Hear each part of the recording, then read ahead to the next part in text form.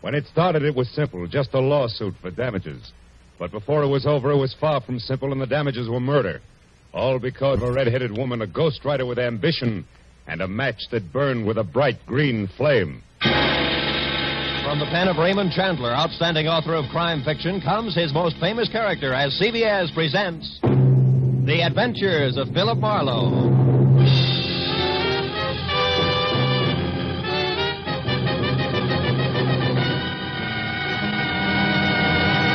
Now, with Gerald Moore starred as Philip Marlowe, we bring you tonight's exciting story, The Green Flame.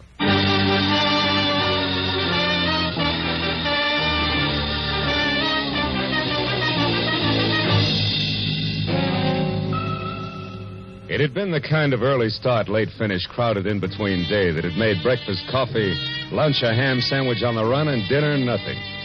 So by the time it finally ended, it was pushing 9 o'clock, and I was both a little tired and a lot hungry.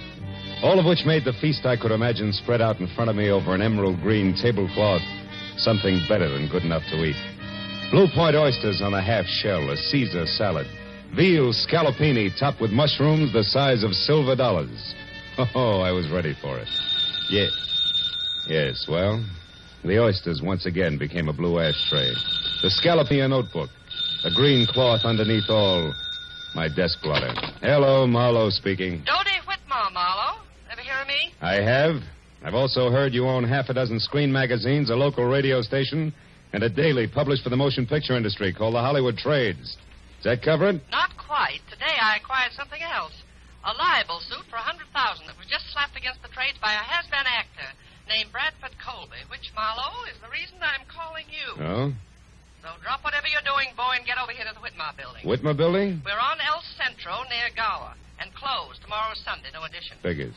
When the night watchman lets you in, turn left, keep walking till you get to an office numbered 116. You got that? Yeah, 116. But if you don't mind, Miss Whitmore, I'd like to do something. I'd like to eat first. Make it coffee and a ham sandwich at the outside and get over here fast. Coffee? Look, Miss Whitmore, I'm starving. Marlowe, how much do you get a day? 25 in expenses. Why? I'm willing to pay 125, and you keep track of the expenses. Now what do you say, boy? Boy says coffee and a ham sandwich will leave him stuffed. Goodbye, Miss Whitmore.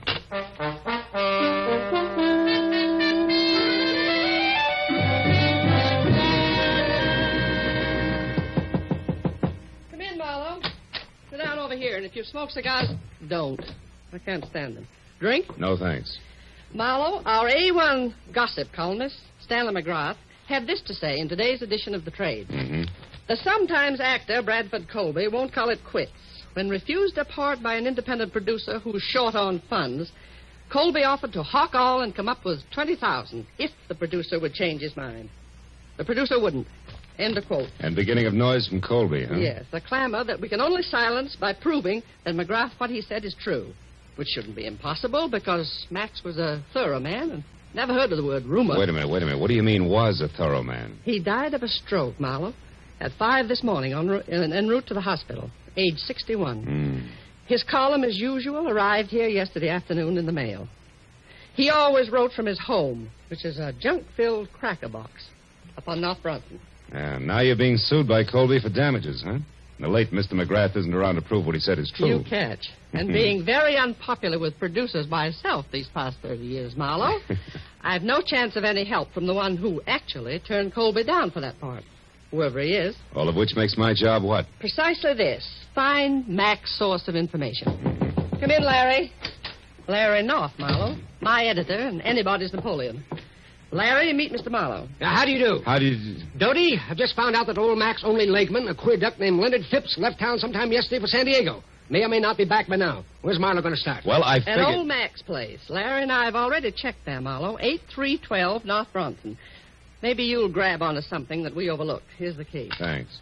Mac lived alone. Don't get wrapped up in his notes. They're gibberish.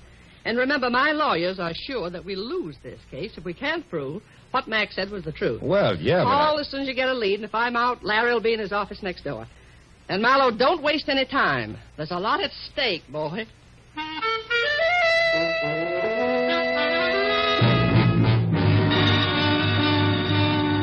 What Dodie Whitmer had labeled a cracker box turned out to be a 5-room, slightly beat-down, almost square house set back some 50 carelessly landscaped feet from a high stucco wall that said the late Mr. McGrath had lived alone and liked it. And when I entered and went to his study where I turned on a desk lamp, I saw what my client had meant by junk. There were the odds and ends that a man collects in a lifetime. On his desk, a tarnished loving cup for excellence in reporting, dated 1927. Beyond that, on the mantel, an autographed picture of Teddy Roosevelt, and next to it, a paperweight from Niagara Falls. And then an item I hadn't expected. In a shadowed corner of the room, there was somebody else. A tall, gaunt somebody else, wearing horn-rimmed glasses and papers sticking out of every pocket. He was slowly, an inch at a time, backing off from the edge of the circle of light in which I stood. I took one casual step toward the desk and then nailed him. Get your hands off me. Why? So you can start running, Mr. Leonard Phipps? How do you know my name? I'm psychic. I also know you just got back from San Diego. What I don't know is what you're doing here. Now, come on. Talk fast. Let go. Leave me alone. I'll talk. I've got nothing to hide from the right party. Who are you? Philip Marlowe, private detective, was working for Dodie Whitmer, a lady impatient to know which producer McGrath was talking about. In that article on Colby this morning. Now, do I qualify? Yes, of course. We're both after the same piece of information, Mr. Marlowe. No? I want to find that answer, too, and then whisper it into Dodie's ear. Just to save her $100,000? No. Just to get a chance to fill McGrath's shoes. And don't laugh, because I've been ghosting that column for the past month now. Didn't McGrath write this morning's column himself? No, he didn't. I did. But the piece on Colby was not mine. McGrath must have added that himself, the fool. Well, you don't sound like you're happy in your work, Phipps. I wasn't. Mac was a tyrant. I put up with him because he promised sooner or later to let Dodie Whitmer know that I was doing his work. Don't be too bitter, Phipps. Mac couldn't have known exactly when he was going to die. Well, what if he But could? to get back to the subject. Have you any idea where we can get a hold of something real to go on? Yes. Yes, I do. Out there in the living room. Yeah. Follow me, Marlowe. If you can, in the dark. Come back here. Ow! Ooh.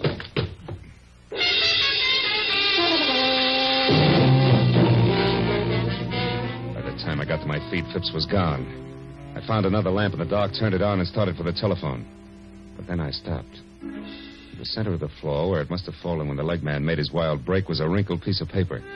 When I picked it up and turned it over, I was suddenly glad that Mr. Phipps had gotten away because, in his hurry to leave, he had dropped his checkoff list for Operation Bradford Colby. There were a half a dozen producers crossed off above the notation Mac's Place, but below that, and not yet discounted, was a name I'd never heard before, Sherry Sheldon. At that, I called Dodie Whitmer, gave her a quick rundown on what had happened with Phipps, and then tossed the name Sherry Sheldon in. She talked it over with Larry North before she answered. But when she did, I knew that finally we were all getting someplace. Marlowe, this is good.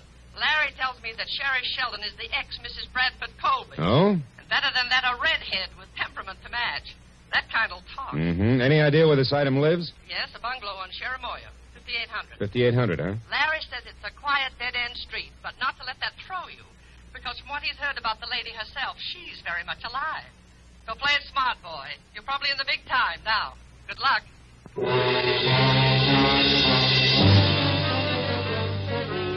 It's only a furlong plus the bungalow on Cherimoya, so when I pulled up and parked away from number 5800, I was still wondering exactly what play it smart, boy meant. When the lady in question was known far and wide as a shock of red hair capping so much dynamite. But a minute later, as I walked toward the house, I labeled that thought introspection, dismissed it, and concentrated instead on an acre of tweed jacket that was unfolding out of a long, honey-colored sedan, parked a little ahead of me. When it straightened up to something over 6.5 feet, slammed the car door shut, and stomped inch-thick soled brogans off in a king-sized huff, I knew that this was an angry man. And in the next second, I knew that it and the thespian Bradford Colby were one and the same. When Colby got to Sherry's doorbell and jabbed at it impatiently for attention, I ducked below a hedge nearby. When the door opened and then slammed shut again, I left the hedge in favor of an on-the-bias palm tree that bowed toward Milady's chamber, where I could both see and hear what had to be an exciting reunion. You said that you knew something that couldn't fail to intrigue me on this of all days. So now that I'm here, start intriguing, Sherry, darling. All right. How's this for a starter? I want, to the penny, exactly 1/2 of the money you're going to get from Dodie Whitmer. Oh, Sherry, how droll. Now, why in the name of the great American dollar do you think I'd give you so much as a sly glance at that delightful little fund? For 2 reasons. The first, I deserve it for putting up with both you and your abominable conceit for exactly 1 year. Oh, still droll, darling. Go on, keep laughing, Mr. Colby. Keep laughing while I light my cigarette with one of these matches, these cute ones that burn with a green flame. Where did you get those? In a little known lodge out beyond Malibu called the Green Flame.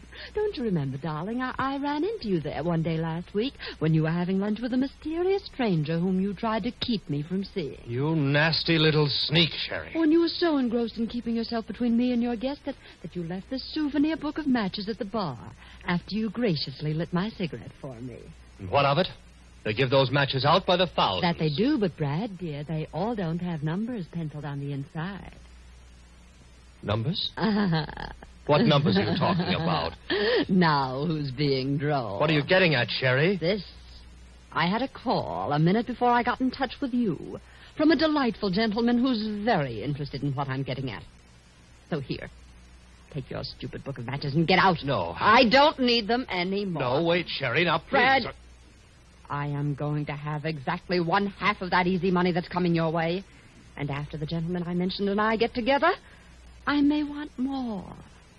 So don't say anything you'll be sorry for later on. Oh, Just Sherry. get out now. And don't come back until I send for you. Dear Brad. It was the better part of a minute before Colby, the actor, quit running the gamut of theatrical expressions indexed onto hate, and Colby, the man, stopped biting down hard on his lower lip. Then, without another word, he slammed out of his apartment, ran to his car, and started off. I waited long enough for the steam in the room to condense, and then I walked to the front door and rang the bell delicately, the way I imagined a delightful gentleman like Mr. Leonard Phipps might. Yes? Can I help you? I think so, Miss Sheldon. It's only a matter of a simple question. Did you give that Brad Colby story to McGrath yesterday? Wait a minute. Who are you? Why, Leonard Phipps, of course. I talked to you on the phone, remember? Oh, yes. It was only half an hour ago, Mr. Phipps, and yet in those 30 minutes, it's surprising how your voice has gone from tenor right down to bass. Good night, Dad. Not so fast, baby. It's out on my shoe shine. All right. Come in. I'll tell you what you want to know. I did give that story to McGrath. I did it for revenge. I hate Colby. Uh-huh. And when your revenge boomeranged and the X came out 100,000 ahead of you, you decided to cut back in. Is that it? Yeah, Wait a minute. You've been listening. How else would you know all this about Brad and me? Same way I know you're a liar about giving McGrath that story.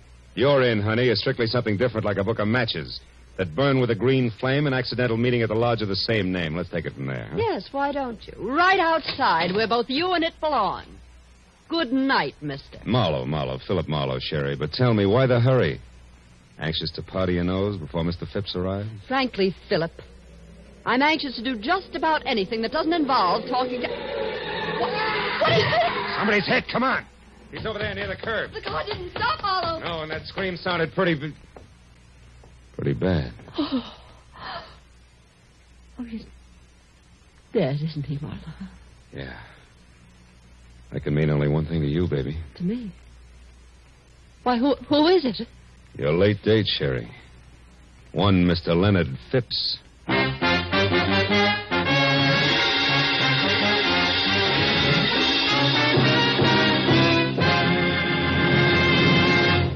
In just a moment, the second act of The Adventures of Philip Marlowe. But first, on the special program, One Great Hour, later tonight on CBS, President Harry S. Truman will be joined by Gregory Peck, Ila Lupino, and Quentin Reynolds to tell the story of what American religious groups are doing to bring relief to the world's war-stricken people. Be sure to hear One Great Hour tonight at 10 o'clock Eastern Standard Time over most of these same CBS network stations. Now, with our star, Gerald Moore, we return to the second act of Philip Marlowe and tonight's story, The Green Flame.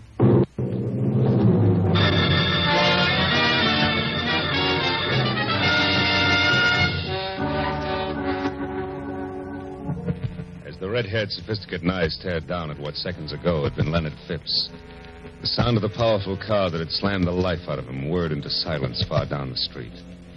All that was left of Stanley McGrath's overambitious leg man was a twisted, broken scarecrow, sprawled over the curb and half up on the sidewalk. It wasn't pretty. And the sight of it cracked Sherry's self-assurance like a rock through a window pane. When she stopped pressing the knuckles of one hand against her mouth and looked at me, she was scared. Clear through. Marlowe, this horrible thing, it was an accident, wasn't it? Oh, sure. About as accidental as if they'd use a sledgehammer on him. Oh, yes. I only wish it was an accident because you're next in line and you know it. Remember, he was on his way to see you when this happened to him. I don't know what you mean. I mean, it's a high-priced game, baby, and they're playing for keeps. So you better level with me and fast. What's so important about those green matches? I don't know. You're a liar. You're going to wind up looking like Phipps here before the sun comes up. No, And stop tell me it. the No, truth, I you don't- little fool. Come on. I am, I swear. Phipps called me because he thought I might have given McGrath that story on Brad, but I didn't. And why was Phipps still interested? Why did he want to talk to you? Because I told him I'd seen Brad with someone at the Green Flame last week, and that Brad was very upset when he found me there. All right, who is he with? I don't know. That's not the impression you gave your ex-husband, beautiful. I was swinging in the dark, Marlowe. 5 people left the Green Flame at the same time. I couldn't tell which one had been with Brad, but I'd know them if I saw them again, and Phipps thought that together we could figure out who it was. Go on. What about the numbers in that book of green matches? What were they? 811. 811? Yes. What does that fit, a hotel room? Well, I don't know that either. You mean it was just another swing in the dark? Yes, but it connected, Marlowe. It scared him when I mentioned it, so it must be important. Yeah? Take another look at Phipps, baby. See how important it is. Now try again, real hard. Remember what 811 means. Marlowe, I just don't know. Please believe me. Maybe you're just thick. Maybe you got too much nerve, but I'll tell you one thing, Sherry. I wouldn't be in your spot for 10 times $100,000 because I don't think you're going to live until morning. Oh, I didn't think that Brad would go this far. What I've told you is the truth. Wait a minute. Shut up. Somebody's coming. It might be Bradford. Now you get out of here. Well, I don't have my car. Take mine, that coupe. Here are the keys. Go down to the office of the Hollywood Trades. He won't show his face around there. Find Larry North or Doty. Well, all right, but what about Go you? on, will you? Beat it. I stepped into the shadows of the trees that bordered the walk and waited. I heard Sherry slam the door on my car and burn $5 worth of rubber off my new Fist tires getting away. A second later, the visitor I was expecting showed up, but it wasn't Brad Colby. It was Larry North. He ran 3 bustling steps out into the street and watched my coupe scoot out of sight. Then he spotted the corpse. His mouth fell open and he tiptoed slowly toward it like he was afraid he might wake it up. When I moved out into the light, he saw me and turned. Marlowe! Do you know about this? Who is it? It's Leonard Phipps. Phipps? McGrath's leg man? Yeah. Driver didn't so much as look back. What a stinking break.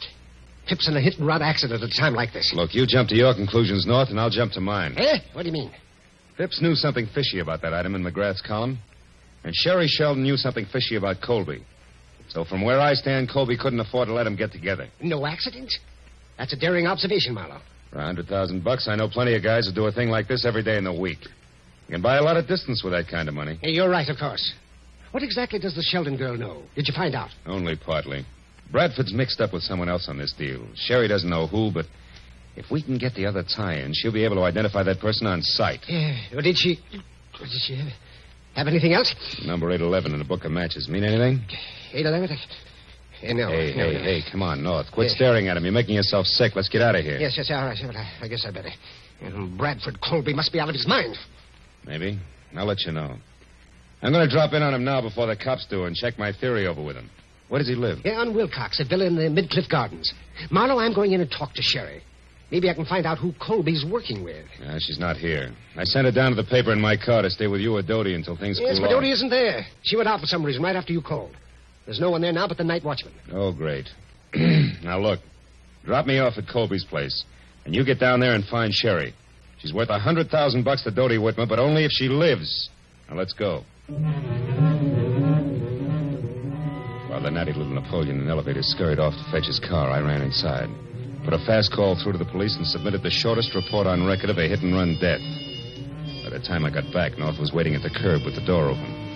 I piled in beside him, and 10 minutes later we glided to a stealthy stop on Wilcox at the ivy-covered archway over the Midcliff Garden gate. Neat slices of amber light poured through a big Venetian blind on the window of a villa at the rear of the court, which North identified as Colby's. And in the same breath reminded me that the actor was a strapping 6'6" and a desperate man. He urged me to be careful, and I urged him to hurry, and as he left, I walked toward the big window and saw Bradford inside, slumped deep in the lap of a suede easy chair, doing a solo with a bottle of Paul Masson champagne, and looking about as desperate as a sleepy St. Bernard. I walked around to the front door, decided to try the shock treatment to blast him out of his blasé attitude. Yes, what do you want? Get inside. Go on, move. Take your hands off me. You might have gotten away with that puffed-up suit for damages, Colby, but you're not going to get away with murder. You killed Leonard Phipps, didn't you? What are you raving about? Who's Leonard Phipps and who are you? Name's Marlowe, and I'll tell you something, Colby. The only reason I'm not busy knocking your head off at this minute is because I want to hear the whole story right from the top. Now, first, who wrote that item in McGrath's column for Are you mad? McGrath wrote it himself, the venomous little creature. He and Dodie Whitmer used that to damage my reputation, and now they're going to pay for it. Oh, stop it. You knocked your reputation into a cock's head every time you step in front of a camera. Well, Your damage suit's a phony, and you know it. Now, where's that book of matches with the famous 811 inside? 811? Mm-hmm. Oh, yes. Those that burn with a green flame. Yeah, You've been talking with my imaginative ex-wife, I see. She's burning with quite a green flame herself, isn't she? How that woman hates to see me get ahead. Never mind. Where is it? If you'll allow me, Marlowe, I'll just answer this. Bradford Colby speaking. I see. Yes, I heard. That's right. Well, I'll do my best, darling. At least 10. Now, goodbye, Helen. Just an old friend, Marlowe. You can let your eyebrow down again. Helen, huh? You know, you always were a lousy actor. I'm getting a little sick of you, Colby. And I've got a hunch I'm due for quite a stall, so start talking, huh? Where's that book of matches? Easy, Marlowe. Take it easy. Here it is. Come on, let's see it. Of course. Here, take a good look. Oh! What a character. Up to your chin in trouble and you make waves. Lousy snoop. Oh! Yeah, that does it. Tough guy. You're not leaving, Marlowe. You're staying right here. And just to make sure... Oh, you don't, Colby. Oh! You sucker. Should have loosened your corset. I waded through the chunks of glazed ceramics that Colby had smashed on my head and worked hard to hold back the wave of darkness that kept rising up under me until I made it to the kitchen, where I splashed a few quarts of cold water on my face. Then I went back. Colby was still holding down the hooked rug he landed on, and the book of matches that had started the argument was on the floor beside him. I picked it up and opened it. The number was there, inside, written in blue wax pencil. But I thought I'd made a mistake. Until I realized that maybe Sherry Sheldon had made the mistake. When that idea hit me, it brought another one along, and I remembered that Colby had received orders by phone to delay me. Oh, my... Then I knew I'd better hang onto my head and move, but fast. I rolled him over and found the keys to his car. I was halfway out the door when he came to. Stop. Come back. You can't leave here. It's my exit, not yours, ham-bone. Good night.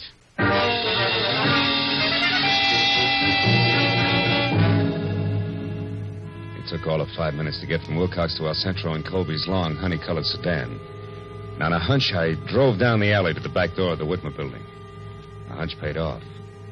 Because I had stopped and turned on the parking lights when the door opened and I saw exactly what I'd expected. The watchman was on the floor out cold, and the little Napoleon in elevated shoes was staging a big exodus with his arms full of a very limp redhead named Sherry Sheldon. As soon as he saw the honey-colored car, he started talking. Brad, you idiot. I told you to stay home. Did you do it? No, she's only unconscious. There wasn't time. We'll have to finish it someplace else. Put her in the back seat. All right. Here. Now, let's get out. Marlowe. Don't move, little man. I'm too tired for any more trouble. I'll shoot first. So you're the boy on the inside with all the brains, huh? You cooked this whole thing up with Colby. He gets libeled and sues Dodie Whitmer for damages, and then you two split the settlement between you. Correct me if I'm wrong, North. You got your chance when McGrath died after turning in his copy. All you had to do was write that one libelous item, include it in McGrath's column, and nobody could ever explain where the story had come from. That stupid fool, Bradford.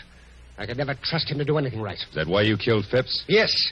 And if Brad Colby had held on to you for another 5 minutes, I would have had time to get out of here. Yes, and so would I. Sherry, are you all right? No, not yet. Hey! No. Oh. Where he and Brad are going, Marlowe, I'd never get another chance to even the score. Oh, baby. You handle a spiked heel like Babe Ruth handled a bat. He's out. Yeah, but Phil, you should see what he hit me with. Oh, brother. Come on, beautiful. It's time to turn out the lights, get in touch with Dodie, and call the law. Let's go.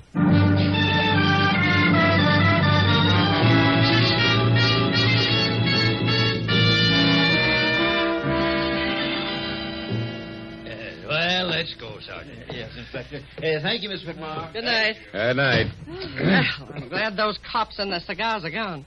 Here, kids, help yourselves. You both look like you need it. This you can say again. And how I need it. Marlowe, you could have slid me through the hole in the lifesaver when you said my own editor, Larry North, was it. Yeah, it gave me a jolt, too, Dodie. Yeah, and me. The hard way.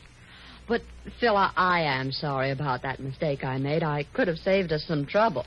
What mistake is this? Well, you see, honey, we knew that whoever was working with Colby had written down a number for him in a book of matches.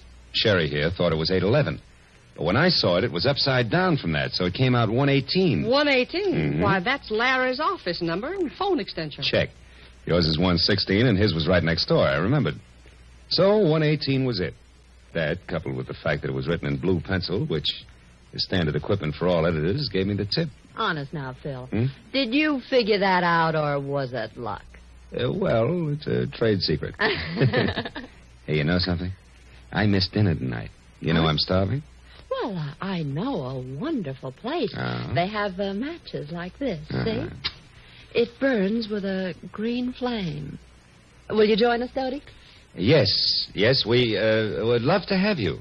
You'd rather have whooping cough. Go on, you. Get out of here and good night. Good night, Dodie. Oh, and it will be from here on in. I guarantee it.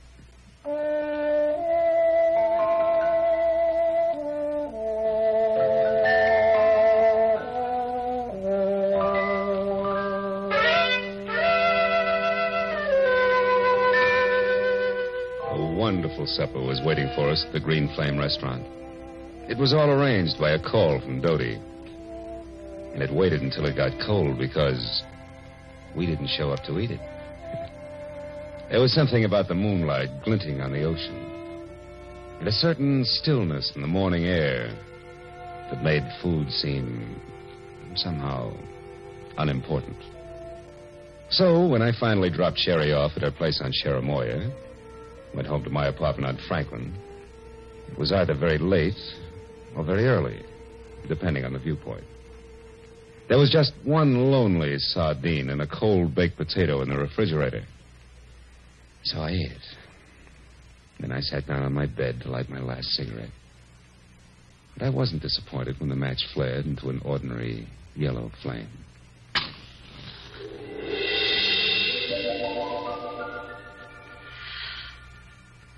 Good night, Phil.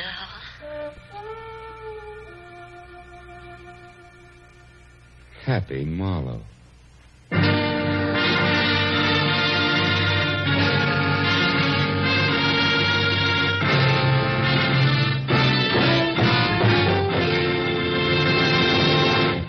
The Adventures of Philip Marlowe, created by Raymond Chandler, star Gerald Moore, and are produced and directed by Norman MacDonald. Script is by Mel Donnelly, Robert Mitchell, and Gene Levitt.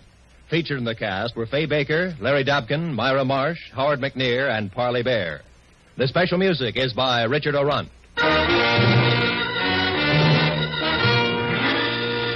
Be sure and be with us again next week when Philip Marlowe says... It was a grim joke that started when 6 heirs came to an ugly house on a rain-swept island to hear a madman's will. But the joke soon turned to murder, and in the end it was hard to tell who had the last laugh.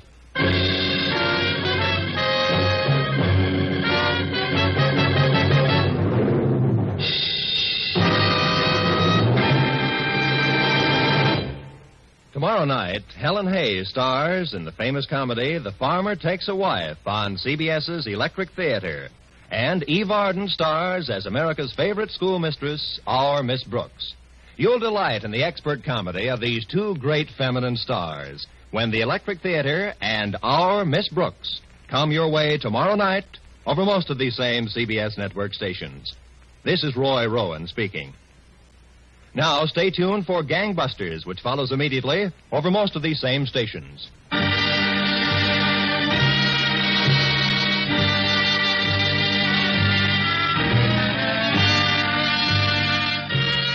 This is CBS, the Columbia Broadcasting System.